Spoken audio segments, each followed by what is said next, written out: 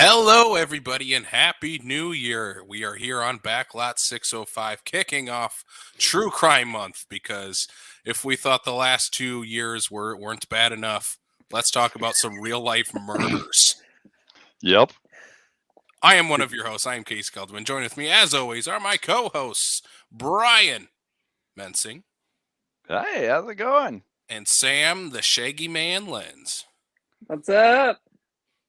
I hate that Shaggy nickname. Man. I already regret saying it. We will always regret you saying it. No I regrets. like it. No regrets. I All right, dig it. we're keeping it. Sam, the Shaggy Man Lens. Guys, we're kicking off True Crime Month here on Backlot 605 here, and we're joined by a returning guest. He's going to have to remind me which episode he was on because I don't remember. We've Our done so guest, many. though, is Robert Mehling. Rob, do you remember which episode you were on? Big Trouble in Little China. That's it. Mhm. What a strange departure we are on today. Yeah, right. You know, my brain was immediately trying to weave some kind of like BS, actually put my bachelor's degree work to work in my head, like connection and correlation between the two films. But no, there's nope. Someone in the comments will do our 6 degrees of Kevin Bacon from Kurt Russell to Truman Capote somehow. With the way Capote gets around, it would not be hard. Well, the movie we're talking about today, though, is a movie written or based on the book written by Truman Capote that is In Cold Blood, the 1967 neo-noir crime film kicking off True Crime Month. Robert, when we sent over a list, you immediately asked, can we do In Cold Blood instead? And I want to know, what's the reason for that? Well, I mean, okay, I can get into, it's like, sorry, I want to switch into historian mode and be like, well, true crime, people have been fascinated by true crime since the dawn of time, blah, blah, blah. But anyway, yes, people, Jack the Ripper, stuff like that. People love true crime. They always have. But Truman Capote's work on In Cold Blood, in particular, the book, but then the film also has its own like rich history of kind of like breaking a lot of new ground in American cinema, is kind of, like I said, there's a ton of stuff everyone can point to in the comments. It's like, well, this came first and was influential and this came first, but In Cold Blood really kicked off the whole modern quote unquote true crime era. He with his investigation where he made the criminal sympathetic, for example, like in the old days with like yellow journalism and a lot of the old true crime stuff from like old newspapers and stuff like that from like the first part of the 20th century. You never had stuff that was like you had lots of sensational true crime stuff because that sold newspapers, but you never had a story that actually like in any way portrayed the criminal in like a sympathetic light, other than when you had like, I suppose you had like Bonnie and Clyde a little bit, but still it was always like they're monsters, but they're cool monsters, or maybe even a Robin Hood dynamic. There's none of that here. This is just, it truly is a like In Cold Blood. I mean, it's an apt name. Just killing over what, like, I mean, I'm spoilers, but like $40 or something like that to just annihilate an entire family. And I think that's one of the things about this story that just drives me nuts, is that it's such a numb, stupid, like it's their premise that this farmer had a magic safe full of gold or whatever, and that by annihilating this family and eliminating the witnesses, they were going to get that money. I mean, these guys are not bright at all. They are dumb as they come. And they just built up this mythology, and it shows you it's just like you can be this prosperous pillar of the community with a beautiful family and everything else, but if there's one, or two morons in your community that are just the total dregs of society, they can just on one night on a whim just destroy your world. And I think that's part of what, especially with the there's so, that's part of why Capote picked this, is just there's so many different angles you can go at this with, which is, and why it's so compelling, and that we're talking about it now in the 21st century, is you've got the whole small town aspect where it's just like right after it happened, neighbor didn't trust neighbor and everyone was locking their doors because everyone was like, hopefully these are some out of towners or something like that, but how do I know it's not my neighbor? And just like, because it was so random and just out of the blue. And then you get these two, knuckleheads that committed the crime. They're clueless about even what they're doing. I mean, we'll get to it, but in the first half of the film, it's up until their like confession, because they in this movie and the book, they tell the order the same. So it's like they kind of give you the build up to the murders.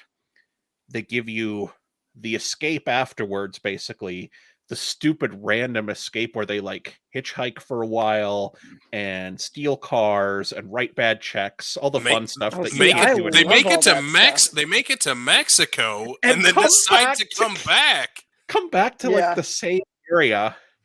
Yeah. But they were eventually, it was Las Vegas they were eventually captured in. But I mean, they just like, I mean, you would almost think it was some kind of like brilliant savant strategy to like throw the police back then, because it's just like, well, no one would be that dumb to come back and then go and come back, just like that. But they did. But anyway, sorry to tangent there. To get back to what you're saying, it just, like I said, this story is extremely compelling because there's like a whole socioeconomic thing going on with the rich pillar of the community family versus the kid with the sick dad and the bum legs, and the two small-time criminals who are they're freaking redeeming Coke bottles to pay for gas money, just like bottom of the barrel of society. So you've got that angle, you've got the murder angle, you've got there's definitely a like pseudo psychological like sexual component to what's going on with everything. And then you insert Truman Capote, who is literally a like character from a Southern Gothic novel who like throws himself into the mix here. I mean, the guy is literally an insert character in Harper Lee's To Kill a Mockingbird. He's that like dynamic of a guy. And throw him in small town Kansas society, like interacting with all these people. Like, I watched a documentary to prep for this that was the local, like, I think CBS affiliate in that part of Kansas doing a like 30 years later thing in the like the early 90s documentary where they're interviewing a bunch of the people who are still alive at that point. And all of them are just like, he was such a nut fruitcake guy, but he was all right. It's like probably not that thick a Southern accent. I'm laying it on a little thick, but you get that idea. I come from that kind of country. In fact, that's part of why it's probably compelling to me, is that farmhouse with the farmer and the dad and all the daughters and the one son or whatever. It is like literally like insert characters for like my family and how they are in the little small town I'm from and stuff like that. It's just like, so yeah, don't read any parallels into that. But yeah, it's very compelling for me. It was super relatable, especially I was exposed to it by a teacher in I think a creative writing or literature class, like my sophomore year of high school or something like that. She had us read the book and then watch this movie. And yeah, there's a lot of parallels with like small town South Dakota. And then one weird kind of cross synergy thing I got from it just preparing for it was what are the murders that were outside of Sioux Falls here? The Gitchie Manitou or whatever murders. The Gitchie girl. Yep. Yeah. The Gitchie. Yep. I am blown away when you look at the profiles of the guys that killed the teenagers in that, and just the stupid, bumbling randomness of it, and the whole like not in touch with reality but still capable of killing people. There's like so many parallels there. It's just like that's just a middle American thing where it's just like people literally stumble into being mass killers. Like, yeah, so there's a ton to unpack here. And so when I thought of true crime and classic cinema, to answer your very, I'm sure was meant to be like a 5 minute or less question, that's my answer. It's that there's just a lot going on with this one. And in my head, when I think of true crime cinema and the original, I think of this one. I'm glad you went on so many different paths that we can go on here, because Yeah, bringing up, I'll start right away with something that you just mentioned with the Gitche Manitou murders of just outside of Sioux Falls, where we're all located. Like that's a scary story that feels oddly similar to this one here, in the same time period as well, where Yep. it is these group of guys that kind of stumble upon murdering someone, which is something that is crazy to even think about. How do you stumble upon murdering someone? Like that's, I don't know, that concept alone, especially with some of the other movies we're going to talk about in this series, those guys, you think of the big ones like Jeffrey Dahmer or Ted Bundy. They didn't stumble upon murdering someone. They knew what No. they were No, doing. they were legit crazy people who planned and executed a lot of heinous crimes. But in the case of both the Gitche Manitou and In Cold Blood, yeah, it is just a bunch of kind of good old boys who are down on their luck and think they're above the law in some way, shape, or form, and stumble upon murdering someone. And I think as far as us here and people obviously being fascinated with true crime, like you said, for a long time, I would like to see that story told, the Sioux Falls story of the Gitche girl, told in film medium in some way, shape, or form. I think that is a story that should be told, especially for people around this area too, because you have these kind of now infamous stories of, like, In Cold Blood takes place in Kansas. You have, way before that, the Villisca Axe murders in Iowa. You have Ed Gein right around this same time in Wisconsin. Like, these are all these Midwest communities, small town communities that are going on. And again, a crazy person, starts murdering people. And you never think to, lock your doors before that. But after it happens, yeah, you best bet that these small towns were doing that. And this is a story, though, I love true crime and kind of a true crime junkie in a way. I had never heard of In Cold Blood or this story before it was mentioned. Capote is a huge blind spot for me. I've not read any of his work. Was not exposed to it in high school. I wish I was, especially because we got a lot of the Harper Lee stuff when I was in middle school, high school. So I blame my teachers right now. I wish you guys would introduce a little more Capote into the curriculum. If you remember To Kill a Mockingbird, that there's the young girl and there's her kind of like effeminate kind of little boy that's running around with her in that novel. That is literally Truman Capote. She had just inserted all of her anecdotes about, because the two grew up together in the South going on adventures like that. So in fact, Harper Lee tagged along. Well, I almost feel like she should get like a sideline credit or whatever. I mean, this is Truman's baby and stuff, but Harper Lee was a huge part of like how Capote got in with the like community and stuff like that. Especially you watch that documentary with all the people from Kansas. They're all like, well, he was a nut and I didn't really want to talk with him. But then Harper Lee came over and interviewed me and she was cool and blah, blah. Just like paraphrasing. They didn't say she was cool, but you get the idea. They connected with her a lot more, and then that opened the door. And then eventually Capote with his randomness and stories and whatnot won them over. Yeah, I want to jump into the story of this for people who don't know what this is about. Again, it's kind of hard to spoil a true crime story because just go on the internet and read it. Also, for a movie that's over 50 years old at this point. Sorry, spoilers for In Cold Blood. Right. This is, like I said at the top of the show, based on Truman Capote's book.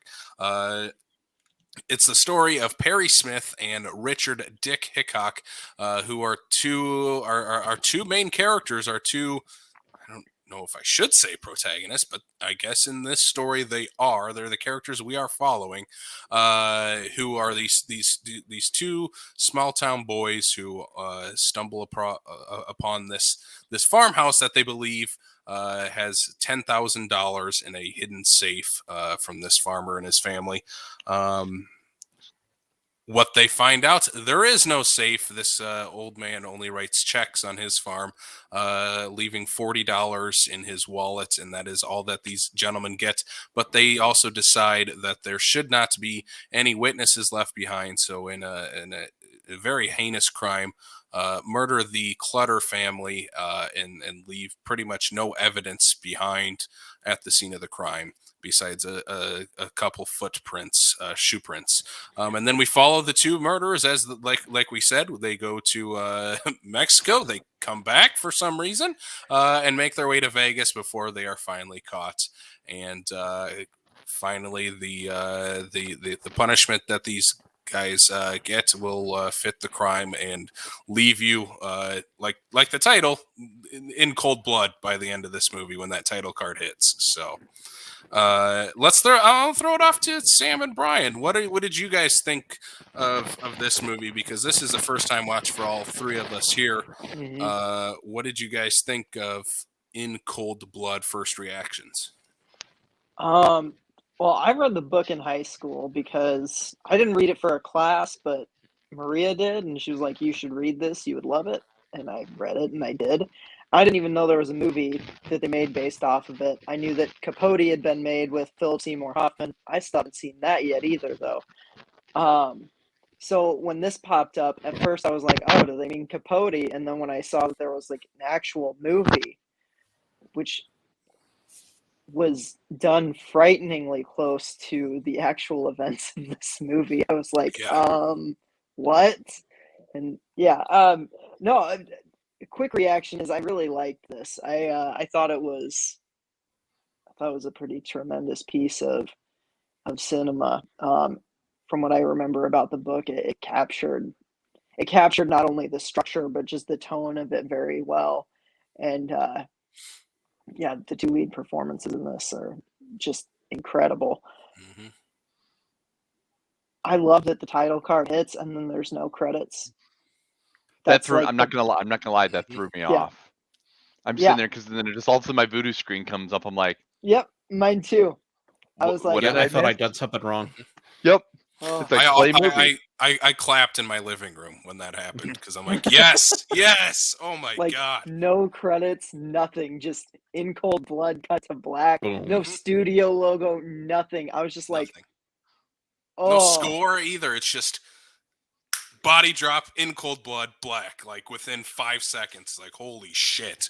No studio would do that today either. They'd be like, nope, we need to get our.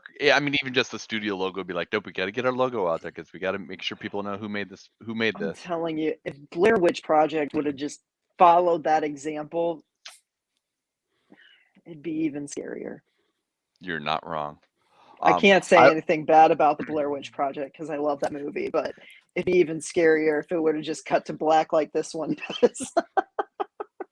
Not to get off tangent, Sam, but I would certainly say is that if you would have been, when Blair Witch first came out, in the early days of the internet and everything like that. Oh, I watched it unspoiled. I thought it was real.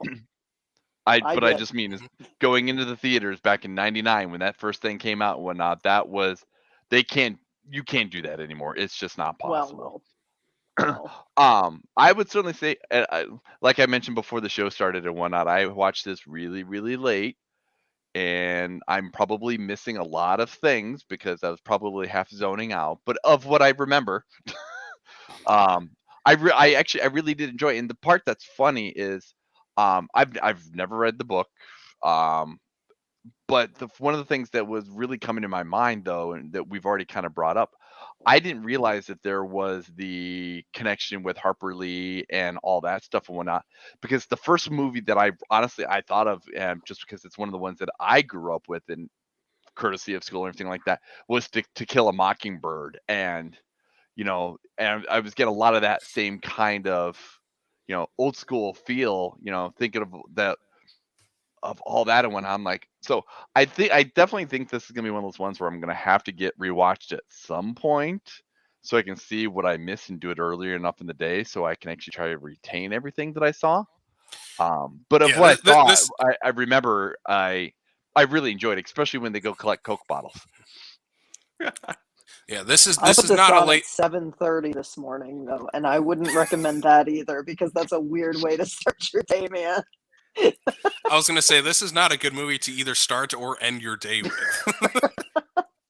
This is not true of a lot of true crime, but not a feel-good movie. No. I will tell you though, when you start an over 2 hour movie at like 11:30 at night, you go straight to sleep right afterwards because it's like almost 2 o'clock in the morning by the time you get done. Yeah. Yeah, I was shocked at the runtime actually with 2 hours and change. I was like, "Oh my gosh, the book's not that long."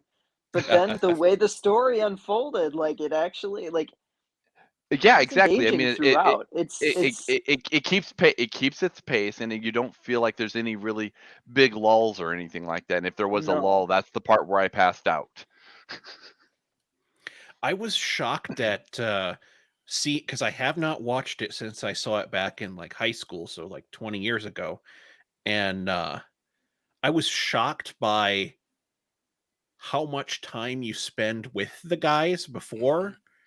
And then I remembered the whole confession part where they basically show you what happened, which, to bring back Sam's point about how like chilling it is, they filmed it in the original house, in the original spots. So literally, like when an actor falls down on that mattress in the basement, he's falling on the spot where the actual guy was like gutted and stabbed to death. Like right on that spot. You met. We're talking like 2 or 3 years after the crime. This is like the paint is still wet from where they probably covered up the blood splatter. I mean, they could probably still smell the copper in the air.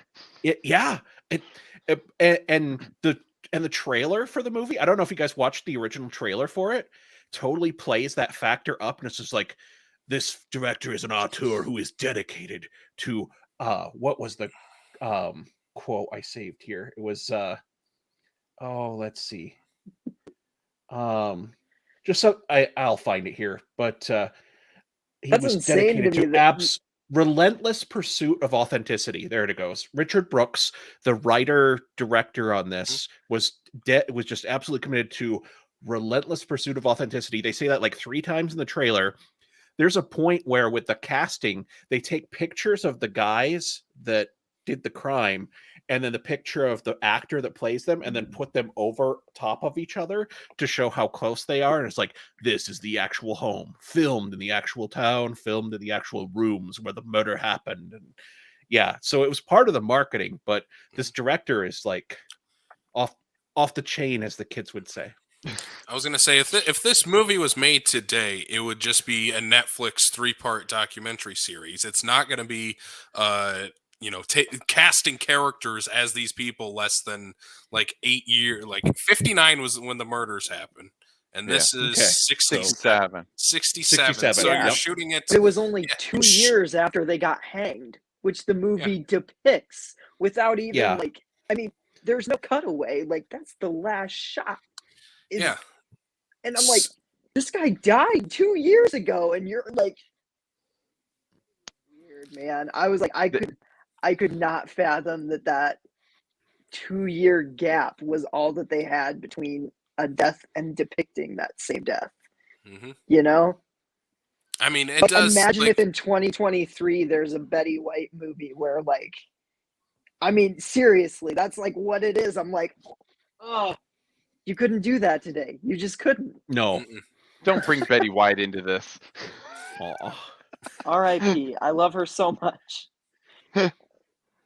Back to In Cold Blood. This, like watching this movie, it's a hard movie to stomach because you know how close it happens to the original, and now hearing that they shot it in the house, it's like, Oh, really? Okay. But again, that adds to the authenticity of this movie because at this time, 67, they're not making true crime documentaries. We're getting very, very, very loose adaptations like Psycho, taking inspiration from previous, serial killers, Ed Gein being and the like, one of them. And if you know anything about Ed Gein and you know the movie Psycho, very, very loose adaptation from real person to Norman Bates. But this movie, is like watching a true crime movie just unfold before your eyes, and it's a haunting movie.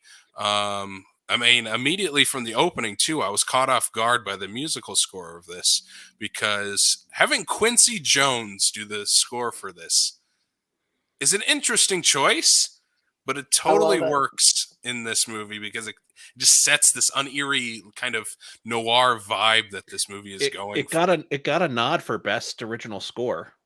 So yeah, Well This- deserved. yep. One thing, if we're going to talk about the score a little bit, that got me was, I'd forgotten how frenzied the part with the murder with the farmer and then the like escalation and stuff like that is. But I thought it was interesting how muted, because it's like I said, I eventually I did research and I was like, oh, this was nominated for like, best score that year, along with best adaptation, best director, and a few other. And I think it had like 5, and it was an interesting choice when you juxtapose it with Psycho, which would have come out in 60, right? Like 1960. Mhm. And then this came out in like 67. 7. Yeah. And so it's just like you could almost see like an influence from Psycho in it a little bit, with the jumping around camera work. Not like we do shaky cam today, but just like cut. And now, doing more research, I know that that's part of that. This is, some people consider this the very first Hollywood version of French New Wave noir or whatever. So that part goes with that style and depicting the murder and making it almost abstract by, it's realism, but it's also becomes surreal because of the way you cut it like that. Yeah. That but was yeah, one thing I noticed looking up. Like, I looked into the movie before and after, and before I saw, like, it's one of the first examples of like hyper realism in American film, and I was like, okay, well, that's cool. And about 3 minutes in, the just the phone conversations, the way they're cut together is so trippy and weird. Like, hold on, wait, and I was like, realism, like, this is dipping into, like, I was like, I would describe this as surreal, and like, certainly, like, in times it was very realistic, but yeah, like, I found it dove into the surreal like multiple times for me. I There were stretches of this movie where I was just enthralled by like the absolute seeming nonsense that was going on screen, and I loved it. I loved all the quick cuts. I loved the, like, yeah, The it editing of felt this almost movie like a is precursor to like David Lynch type of Yeah. filmmaking, you know? Yeah. it's almost this like hypnotic editing that this movie has, where every time it does, it has this, in a way, seamless flow, but it is also kind of boom boom editing of like connecting scenes in that way, where you have certain scenes end and another one begins right after, and it kind of seamlessly flows, even though they're at either different points in time or different points in where we are in the story or different characters. And I don't know, the editing of that just adds to this like you said, Sam, surreal nature of especially the first half of of the movie, and then the confession to me feels like it feels like we're following each step. Like, it's kind of methodical of we're just following each step of these guys, the path of these two gentlemen. And I mean, the guys in this movie, we got to talk about Robert Blake and Scott Wilson, because they are incredible in this movie. I think that's one thing that makes this movie really stand out, especially of the time, is having these two diabolical characters, yet you feel for them in a way, or at least if you don't feel for them, you understand the humanity of these are still human beings that did this heinous crime, that still had a father, they still had a mother, they still had a wife and kids, they still had different relationships. And I think that's one of the biggest things that still stands out about this movie, like 50 years removed, is some of the elements that this movie is still resonating today, especially in mental health, of where you have especially in the last scene with Perry Smith before he goes to meet his demise, of him basically telling his old like prison, It's the Reverend. Yeah. the reverend of the prison, Yep. that I wasn't ready to leave and you guys let me leave. Just that scene alone and the way he says it, I'm not doing it justice, obviously, but Yep. And it was really so hard. powerful because the Reverend even tells him, like, well, why didn't you tell us? And he was like, because because then I wouldn't wouldn't have have gotten out. my parole. Yeah. Like, yeah, like And that's and such a heartbreaking and terrifying thing all at once to think about. I mean, we're 50 years removed from almost 60 plus from the actual crime. And how much mental health and prison kind of reform has kind of changed a lot of these aspects, because, looking at, if these two guys were in prison now, this crime doesn't happen. It just doesn't, because of certain changes that have gone on in those decades. And I think that's one of the big things that stands out about this movie, especially with the Perry Smith character. He is a very heartbreaking character in a way, of going from this broken childhood home, having an abusive father, a mother who left him alone with his abusive dad and took his siblings with her as well. And then he was also in the army during, is it Korea? Korea. The Korean War. And then ending up in prison and having this bum leg as well. Just so many different elements of this guy's real life adding to the humanity of the character, and then to commit those crimes. And the way that's depicted in the third act of the movie is, again, like I said, it's heartbreaking for this guy of having to go through this trauma. But again, it leaves you with obviously a sour taste in your mouth of, yeah, that's not the way to handle this. And maybe we can't put all the blame on this guy himself, because you have the other influence of Hickok, and you have the society and prison reform that was not available for him at this time. It's such a interesting movie to look at in so many different levels. And Hickok also as a character is very interesting to look at. Just to kind of, maybe Robert and Sam, you guys can correct me on this, but it seems, especially in the way it's portrayed in this movie, Hickok is kind of the more devious of the two characters. Definitely the more of traditional villain type character, especially he's the charisma. He's the Ted face. Bundy. He's the Ted, the Ted Bundy. Yeah. And I think he's the one that'll charm you right before he, robs you blind. And And but he's also the one, not a killer. He's the one going into the crime saying, yeah, we're not going to leave any witnesses, even though he might not be the one that's going to pull the trigger in the end. Yeah, that still, I knew what was coming, but was still almost shocking to me after watching the first half of the film when you get to the confession, where it's just like the little guy with the leg injury and stuff, and just seems so subdued, and he's got the sick dad. He seems like, if you watch an episode of Criminal Minds, he's totally the guy who's just along for the ride, and the other guy is the brains of the operation and does all the killing and everything else, and he's just in the wrong place at the wrong time. But then when the actual shit hits the fan and the killing starts, it's just like something snaps in him, and he seems way scarier when it's that night in that house with the shotgun and stuff. He is way more terrifying to me than Hitchcock. Yeah. And that's the thing, the book does such an interesting thing where, Capote had a very good relationship with Perry, to the point where, a lot of Perry's art and things like that went to Capote after he died. Yep. And the way Capote writes the book, you don't get the sense that, honestly, it leads you to believe that the murdering is going to be done by Hickok. It never leads you to believe that Perry is the one that would be the murderer. So when that moment comes in the book, it's a gut punch, and I think it carries over to the movie well. I would like to have watched it unspoiled. I guess I don't know, because I knew it was coming, but I was also okay, So, having not read the book, how did that moment play for you guys? Yeah. I'm genuinely curious.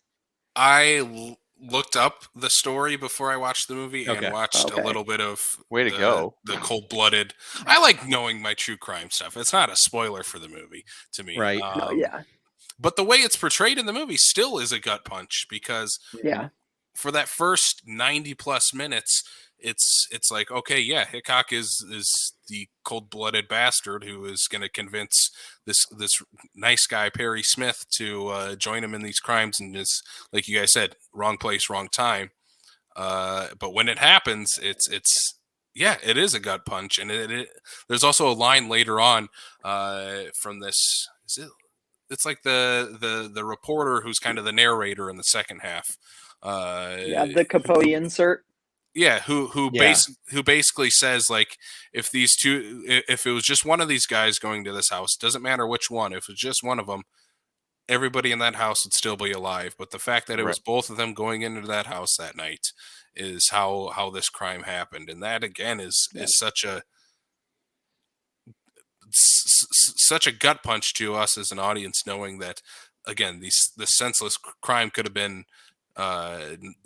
not been committed if these two guys hadn't been pressured by each other to pull off what both of them thought they were. Because you look at Hickok, he thought Perry was a killer. You take one look at how Hickok acts, and you're like, yeah, that guy's a killer. Like, you just can tell from the way he acts. And he, again, is the mastermind behind writing bad checks, stealing cars, fleeing to Mexico, sending all their stuff back. Like, he's the true mastermind of all this. But at the end of the day, who's the one with the knife at the end of the movie? And it's not the character or real person we think it's going to be. And I think that's one of the most interesting aspects, especially looking at this as a true crime based on a true story movie. Of that's terrifying and heartbreaking all at once to know that this man was pushed to that level and committed these crimes.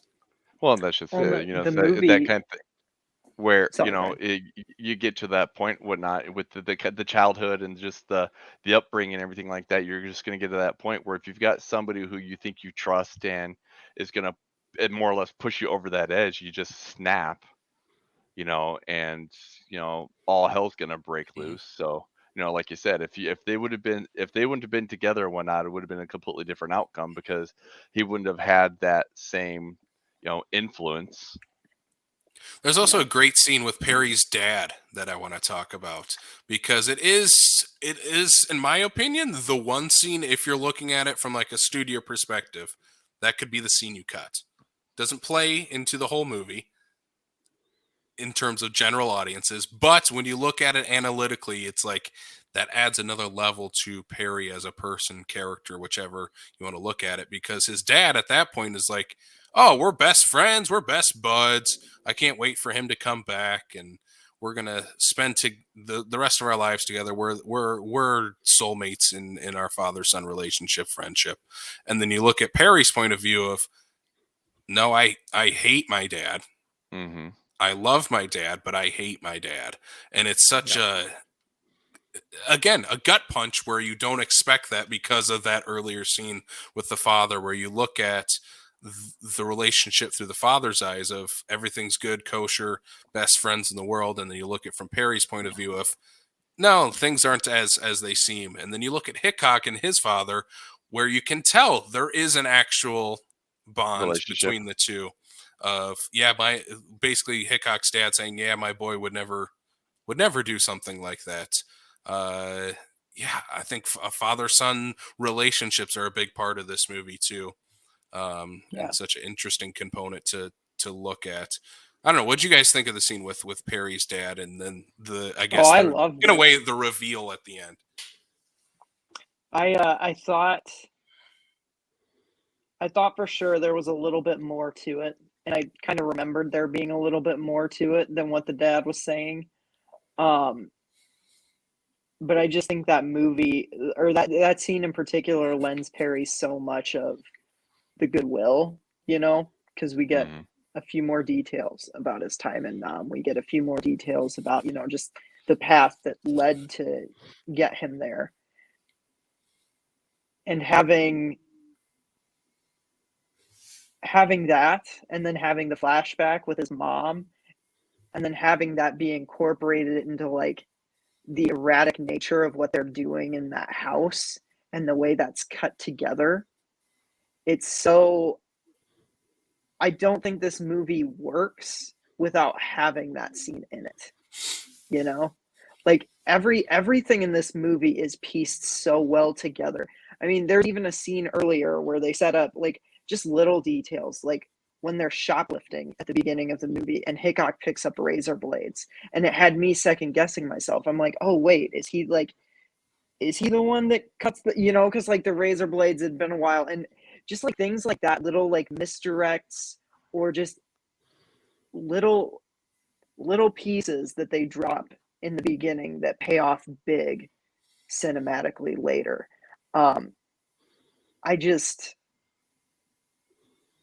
It's so rare that a book is adapted so well as this, you know, from everything from structure to the content to the tone. Like I don't know, because the book doesn't follow a typical structure, and neither does this movie. And I just think the transfer of what they've done here is unprecedented. Like I was kind of blown away by just the adaptation part of this. Mm-hmm. How they literally transferred an entire, like, it's so hard to describe what In Cold Blood is, because it's not just a book, you know, like it's like a piece of culture in a certain media format that they somehow managed to bring to a different media format and somehow retain everything that made it so special. You know? How do you do that?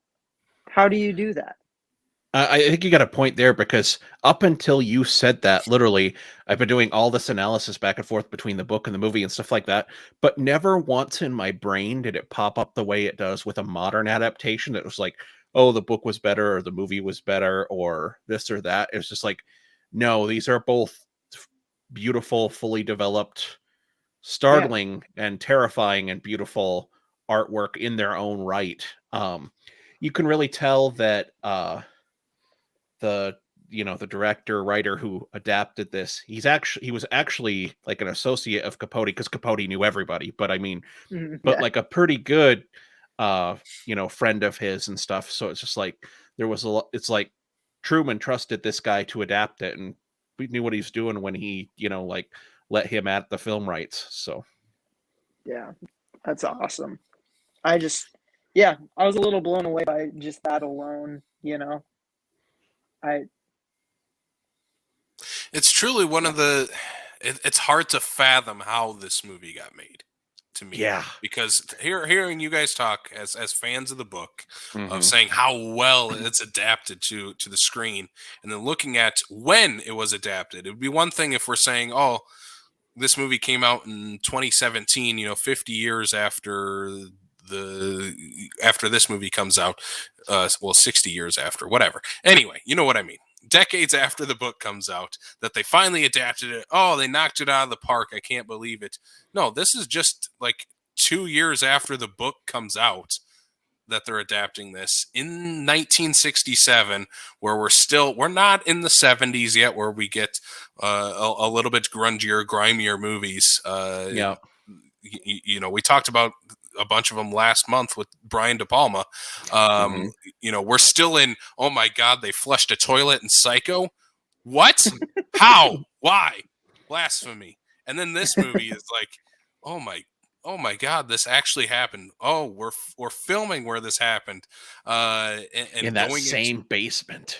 In the same basement, in not necessarily graphic detail, but explicit detail of what happened and how it happened. I think this is again one of the movies that confirms of if you're telling this type of story, you don't need to show everything in graphic detail.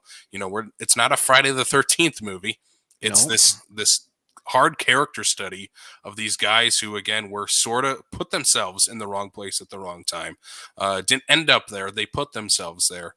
And again, it's kind of every element of this movie is really working in tandem. And I think one of the biggest criticisms I could see, I don't have this criticism though, and I'm curious if you guys do, is that we don't spend a lot of time with the Clutter family. But I think we get enough of their relationship with each other and with the community, especially through people talking in the community of when the investigators are trying to figure out who did this crime, oh, did the Clutters have, enemies? Did anyone have a grudge against them? And you have one character basically walking into, I think it's in the diner, where she's like, no, the Clutters don't have, everybody loved them. Like, they don't have any enemies. And I think that Mhm. I one think she line said alone something like, if they works. had a grudge with the Clutters, they didn't know them, or something Yep. like that. Yeah. Mhm. Yeah. And that's all you need, really, to tell this story that it's telling for this movie.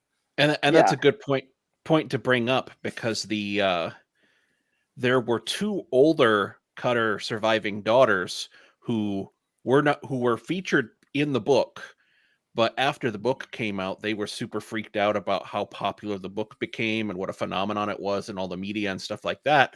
So when they went to do the film adaptation, they approached these two daughters, and they wanted absolutely nothing to do with it. So the director actually cut them as characters. So that's probably part of why we get less of the Cutter family. Is I don't think of it so much as a like disrespect to the victims kind of thing, because like you said, they're portrayed in a very glowing light with their community and stuff like that, but it didn't get into the family dynamic as much, kind of in deference to the sisters, which is like well handled, because it totally told the story.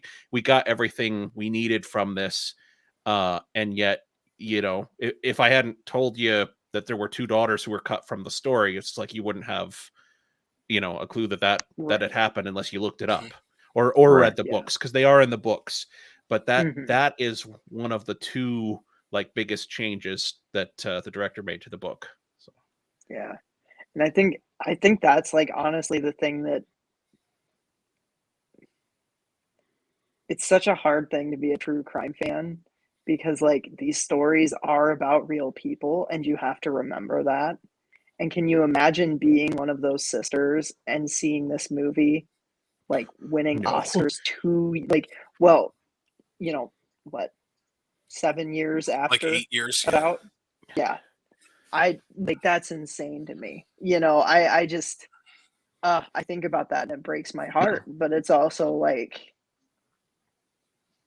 I don't know, maybe these stories help, like maybe not necessarily them, but maybe these stories help us come to terms with it, know what to look for, know what to be aware of. And I don't know, I think true crime is important. It's such a tricky balance, right? And I think, like I was saying earlier, with some of the elements this movie is bringing up, especially on prison reform, mental health, ideas of getting off on parole early, even though, like Perry admitted himself, he wasn't ready to, and gets off on parole. Again, I think these are important elements that a shocking story like this can tell, because you could have a very straightforward story, or someone, obviously writing an article in a newspaper, or having a news story, a news piece on this, but sometimes those aren't just going to give you that gut punch like the book or the movie In Cold Blood does. Of like we were saying, by the end of this movie, when that title card hits and we just go to black, it's like all the breath inside of you is just taken out, and your gut just sinks to the floor, because it is a shocking moment in this movie, and makes you think about everything that happened in that 2 hours previous, and how crimes could have been prevented, how these guys could have not been in this situation, how they put themselves in this situation. So many different elements of this movie, and it's I think that's one of the big things of true crime. It creates talking points. It's not that you're embracing killers or serial killers or mass murderers or anything like that. It's to have a conversation. And I think that's very important. I do think it is tough. Like we were saying, this movie comes out 8 years after the actual crime is committed. That is very tough. But sometimes you have to have tough conversations, I guess. And again, if the Capote novel came out 2 years before this movie isn't to be blamed or anything like that for adapting that story. Again, there's so many different ways you can look about it, and looking at this movie as a piece of art in itself, I think that's worthy of the notion of why this got made, of this is a story that needed to be told, and this is how it was told. And here we are 50, 60 years later talking about it on a podcast. And I think it's really important to do that. And I think they did a really good job, or the director did, the writers, everyone, of not glamorizing these guys. I listen to a lot of a podcast called The Last Podcast on the Left that is like a uber true crime podcast, and that's one of their things that they criticize in other true crime is that they tend to, especially with guys like Bundy, where it's just like, oh, so like Netflix will basically make him like an icon, or they had that hot guy play the Branch Davidian guy from Waco that women were swooning over or whatever on social media. Yeah, with the tattoos. Yeah, exactly. And they didn't do that at all, because like I said, kind of coming into this, I don't remember if we were recording at this point, but me, talking about how it's like these guys are dregs, they're losers, they Mr. Magoo'd their way into murder, they are total pieces of trash. But they're bumbling idiots, also, and the movie they're portrays bumbling them idiots. as such. But you totally sympathize with them, but don't glamorize them in any way. I don't want to be them. I don't want to know them, anything like that. But, I'm still touched by them, which, that is quite the tightrope to walk. I'm going to say this here because this should be said on every true crime podcast. If you're one of those weirdos who wear Richard Ramirez or Ted Bundy shirts, rethink your life situation, you weirdo. Sorry. Anyway, I'll back you on that. Don't go off on a tangent at all. I'm not, but y'all need to wear your Michael Myers and Freddy Krueger shirts instead, please. Yes. You make reference to the fact that how soon this came out versus like the murders and stuff like that. But one of the first things I thought of, and the one that we've brought up a number of times, is To Kill a Mockingbird. It just feels that there's the 60s were those times of, if there was even any sort of book that was even kind of remotely gaining of any sort of popularity, that movie was not that far behind. Because when you guys were starting, it was a couple of years. I'm like, how what was the difference for In Cold Blood? Because it was like January of 66 to December of 67. To Kill a Mockingbird was even less time frame than that. From when it was released, because the book came out in July. It was July late of 70s, early 80s. They were doing that a lot.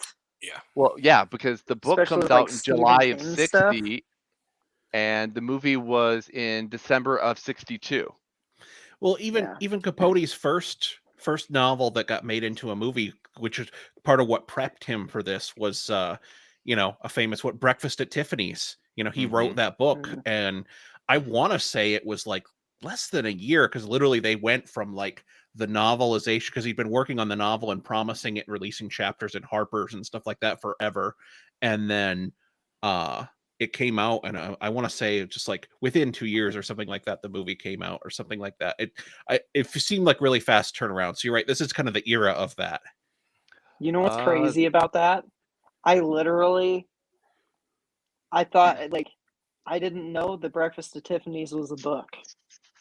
Okay. But I did know that In Cold Blood was a movie. So I don't know. It all evens out, Sam. So to your point, the book for Breakfast at Tiffany's, October of 1958, movie released October of 61. 61, yep. I just saw that too. Steve Buscemi. They made a book out of that? Put Steve Buscemi in everything. Just superimpose him in some of the classic movies too while we're at it. Okay, one more. Well, I can't keep this promise, but I'm just going to lie and say one more Truman Capote tangent. He desperately wanted Marilyn Monroe to play the lead in Breakfast at Tiffany's, but got overruled by the studio, and that broke his heart, and that was part of what went into him having a lot more control in this adaptation. Nice. Because him and Monroe were very close friends. That doesn't surprise me whatsoever. It doesn't surprise me, but at the same time too, even though I've only seen bits and pieces of Breakfast at Tiffany's, I couldn't picture anybody other than Audrey Hepburn playing that. Oh no, he's insane. It's kind of like how Stephen King hates the Stanley Kubrick Shining, that whole chestnut. It's just like it's great and ethereal intent and all that, and you are a genius, but sit down and shut up, because that's a great movie and it stands on its own. Yeah. So, yeah, just remember, Steven, you made Maximum Overdrive. Hey, Maximum The Overdrive greatest is film a of all camp time. classic, I mean, what are we okay? talking about here? Don't No. come at Maximum Overdrive like that. Hey, I own it. I own it. I did not think we were gonna bring up Maximum Overdrive I in keep the telling In you guys, Cold we Blood need to have episode. a Stephen King year. Let's We do should. a Stephen King year. I just watched Thinner last night or yesterday, and yes, I'm all for having a Stephen King year at some point. Yes. Let's get into our final thoughts in Cold Blood of this movie. Here, I'll kick it off, and we can kind of go around horn here, giving our final thoughts and our final question. If you're going to pair In Cold Blood with another movie, what is going to be that movie for your ultimate kind of depressing double feature of In Cold Blood and blank? So my final thoughts, I thought this movie was just damn incredible. Everything about it really stood out. From the opening couple minutes of hearing the Quincy Jones score, I was like, all right, I'm hooked. And we have this classic neo-noir kind of Southern Gothic vibe to it as well. And just the unraveling of this true crime story of this true crime murder. I don't know. It's hard to think of another movie that does this better. I mean, we're going to talk about 3 more, but we set the bar pretty damn high here, week 1 of True Crime Month.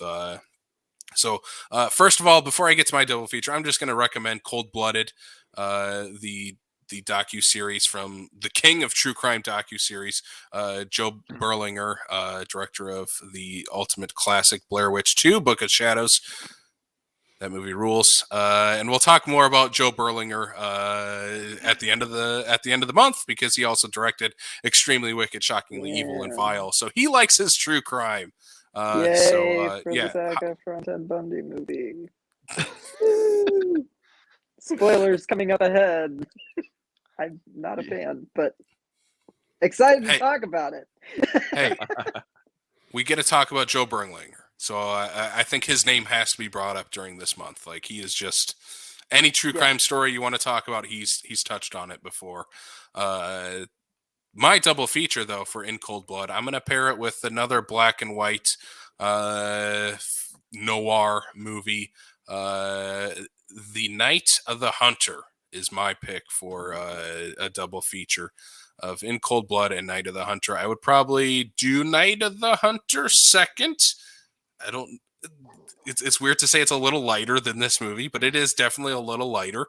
Yeah, I love Night of the Hunter. It's one of the great Southern Gothic tales, and pairs well with, if we're talking Capote and Harper Lee, to throw in Night of the Hunter as well. So that's my pick. Well, I'm still sticking with what I had pictured right when I was watching this in the first place, is To Kill a Mockingbird. Granted, I probably would finish To Kill a Mockingbird just because it doesn't end on such a super depressing note. But that, again, is also because, I've always been a big, huge fan of that movie and whatnot. And it's of the time, so it definitely has the same kind of that same feel and whatnot to keep you in that same groove in watching these movies. Cool. Sam? Yeah. Well, I love this movie. I thought it was really good. It's not one that I'm gonna put on anytime, but no true crime is, Yeah. But it's not chopping for what this one was, it did really well. It was like we've talked about. It brought up so many good talking points. It was true crime done the right way. It didn't glamorize these killers. It didn't, it wasn't trying to be freaking Bonnie and Clyde or anything like that, That said, it ends on a very depressing note, and so I would pair it with, immediately following In Cold Blood, Butch Cassidy and the Sundance Kid. Also about a pair of outlaws, but utterly delightful and charming. You got Robert Redford riding like a tricycle, to whatever hippie music. even though it's a Western. And I just love it. I love that movie, and it ends. I'm pretty sure I haven't seen it in a little while, but I'm pretty sure it ends with both of them dying. So it still ends on kind of a dour note, but you have fun along the way, and so that's my double feature with In Cold Blood is Butch Cassidy and the Sundance Kid. Nice. I do love that movie. It's phenomenal. But it's not The Sting. No, it's not. Robert, what about you? If you're going to pair In Cold Blood with another movie, what would you pair it with? This is a tough call. I've been thinking about this actually quite a bit, and my instinct was to be super basic and say the Philip Seymour Hoffman Capote movie, Capote. Mhm. That's Which fairly would be a autobiographical, great double feature still. and it covers a lot of the same ground, but from Capote's perspective. However, I've kind of set on, if you want, the historian in me is like, if you want the grand narrative of true crime, both the crime and the reporting and the style of the 20th century. And I realize this film is 2007, but I'm going to say Zodiac, the David Fincher Zodiac, because the dynamic here is that one is the flavor of true crime that you run into, where it's just the bumbling, stupid Mr. Magoo walking in backwards into being famous mass murderers, that kind of thing. There's no calculation here. There's no Batman supervillain malice kind of thing. Whereas Zodiac is the total polar opposite. It's like, this is how we entered the 20th century, kind of bumbling into mass death. And this is how we leave the 20th century, is with Zodiac, where we've got people who are, it's very meta. They're extremely aware of, true crime and criminality. And so it's like, you get the whole investigation thing with Zodiac. You get the whole, where he's practically a Batman supervillain kind of dynamic, the theatrics, you would say. And it's just the total polar opposite of this, but more kind of like where the culture started, and then it evolved through things like Zodiac to the point that we have modern true crime culture. Oh my God, great choice. Yeah. One movie, rules. if we hadn't covered it already, would be definitely the true crime movie to talk about. Zodiac, is incredible. No, I knew you'd already covered it, because that's the one I wanted to tell you. I was like, no, they did that one, and I was like, but I bet they haven't done In Cold Blood. So I was like, there we go. And I like how you bring up that the Zodiac killer is basically a Batman, basically a Batman villain. So we're gonna actually get Zodiac Batman villain Riddler in March. So I know, right? It all comes full circle. Excited for that. Me too. All right, boys, let's wrap this thing up here. This has been our episode on In Cold Blood from 1967. Go check out the movie if you have not, and if you have, go rewatch it. It's an incredible movie. Recommends all around here. So let's get into the plugs for the show. You can subscribe to our podcast here on Apple, Spotify, Google, Stitcher, Amazon Music, and on YouTube if you want to hear the rest of our true crime series coming up here for the month of January, or if you want to go back into the archives and listen to some previous episodes, including last month's Brian De Palma series, or if you want to go all the way back to the previous December to listen to our episode on Zodiac from David Fincher month, you can do so there as well. Next week we have Summer of Sam, if I'm not mistaken, is our next one. You are correct. I had to check myself. Which I know last week I said Sons of Sam on the podcast because I had the Netflix documentary stuck in my head. Anyway, it's the Spike Lee one. That's the one we're talking about. So that one is coming up. It's the one of the few Spike Lee movies we didn't do when we were doing Spike Lee month. Yeah, so we're going to keep the Spike Lee train a chugging here on Backlot with Summer of Sam. Very excited to talk about that one. Where can they find us on social medias, Brian? They can check us out on Facebook, Twitter, Instagram, and Letterboxd HQ. Be sure to follow us at Backlot605. On Facebook, we also have the South Dakota Film Community Group. Join the conversation. Film lovers, film enthusiasts, filmmakers, people who just genuinely love talking about movies. Sam, where else can they find us? if you like this and you want more, we do 4 bonus episodes on Patreon each month. We either go with cult classics or movies that have had recent anniversaries or new releases. So this month we are going to be doing Scream. We're going to be doing Hotel Transylvania 4 Transformania. Yes. We're going to be doing a movie called Kung Pao. Enter the Fist. Kung Pao, Enter the Fist. Okay, Great that's movie. what I thought. And then we're doing another movie that I've never heard of. Week 2. What is it? I can't remember. I had it. Right? Free Jack. Free Jack. I want to say New Jack. Free Jack. I always Free think Jack. when I first saw Free Jack, I thought it was New Jack City in my head, and I was like, "Oh, cool! We're doing Wesley Snipes." That's what I thought too when you said it. Yeah.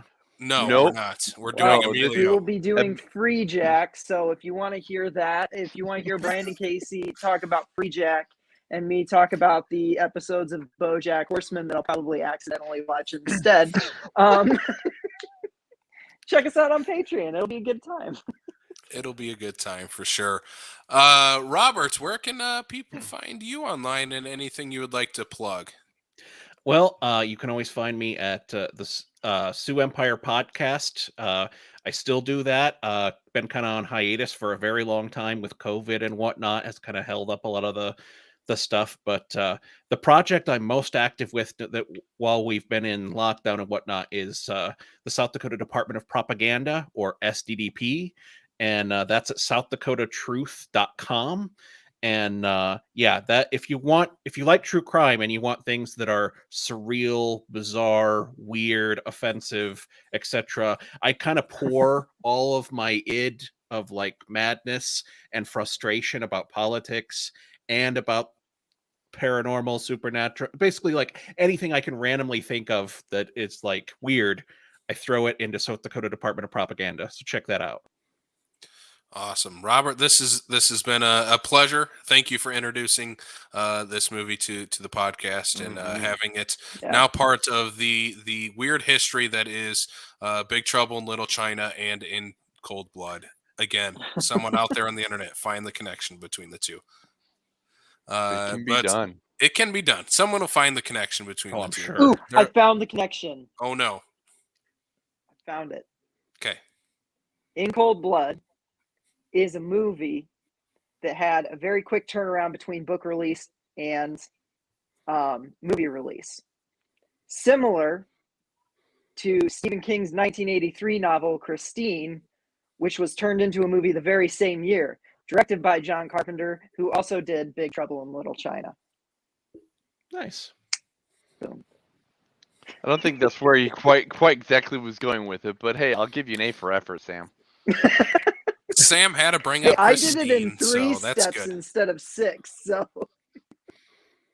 Someone will find a way to connect Capote to Kurt Russell. I was going to say, you're going to find a connection through Capote with someone he was like with for a while or something. Mm-hmm. So, yeah. Or Kurt Russell's dad used to hang out with Capote or something. Exactly. Like that sounds actually true. Kurt Russell starred in movies. In Cold Blood is a movie. It is. You are right, Sam. We're through the looking glass here, people. we need to end this show. Sam has just gone on complete tangents that makes no sense. So I can't wait to find his connection to Spike Lee and Kurt Russell next month, or next week. So anyway, thank you all for listening. This has been a Backlot 605. We will check y'all out next time right here on the Backlot of South Dakota. Peace. Bye.